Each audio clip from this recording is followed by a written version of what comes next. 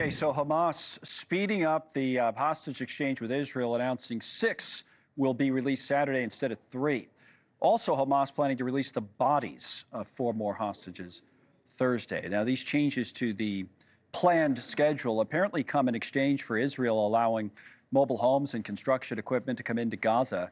Israel saying it now will begin negotiating phase 2 of the ceasefire this week. Let's talk about that now as we're joined by Fleur Hassan-Nahoum, who's a special envoy for the Israeli Foreign Ministry. Welcome. Thank you for joining us. What would you say about this next phase of negotiations? What's your level of confidence that it can move forward? Well, it's very difficult to have any level of confidence with a terrorist regime, which is what Hamas is in Gaza.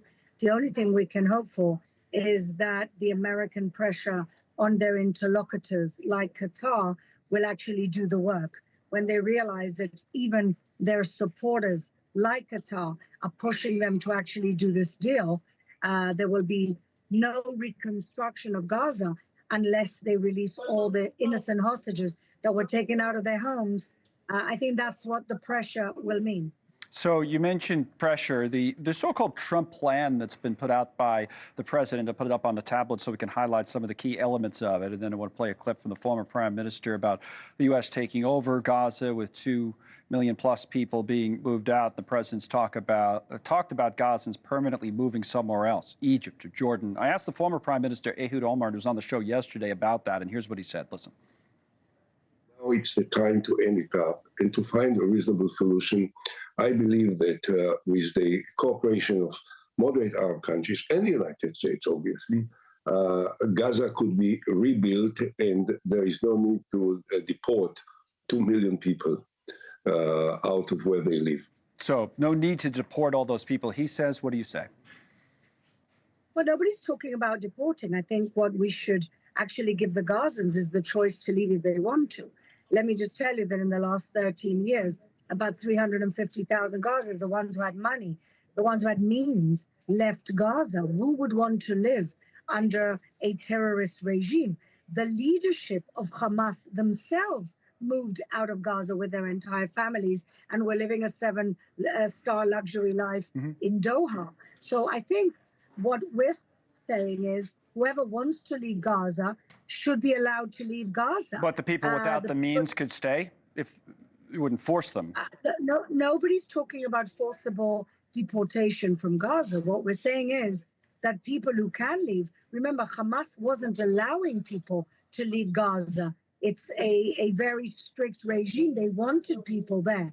But if people have the opportunity to find themselves a better life with peace and prosperity somewhere else, why should we stop them? Look at all the Syrians that left the Syrian civil war and remade their lives in many countries around the world, including Europe. If the Gazans have that opportunity, why shouldn't they be allowed to leave? The ones who want to stay can stay as long as they renounce terrorism. And I agree with Ehud Olmert on one thing. I think the moderate Sunni Arab countries could definitely have a part in the rebuilding of Gaza. Let me ask you about one final subject that's a little bit off the beaten path, but it is related to the relationship between Israel and the United States, and that's the use of technology, and particularly the influence of some big U.S. firms. The headline, how U.S. tech giants supplied Israel with AI models, raising questions about the role of tech in warfare. These companies have quietly empowered Israel to track and to kill many more alleged militants more quickly in Gaza and Lebanon through a sharp spike in artificial intelligence and computing services. What would you say about all of that? Israel, of course, is known for its own technological prowess.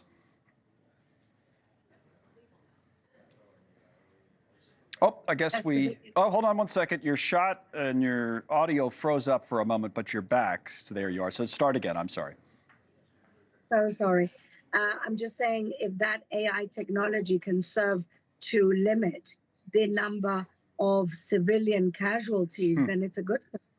Right. If technology can be used that way, boy, we compared it to wars years ago and how they were fought compared to how they're fought now. That's a very good point. Thank you for coming on with us. We'll continue to follow all these stories. We appreciate it today. Thanks so much for watching. Just go to joinnn.com to find News Nation on your television provider. And don't forget to click the red subscribe button below to get more of News Nation's fact-driven, unbiased coverage.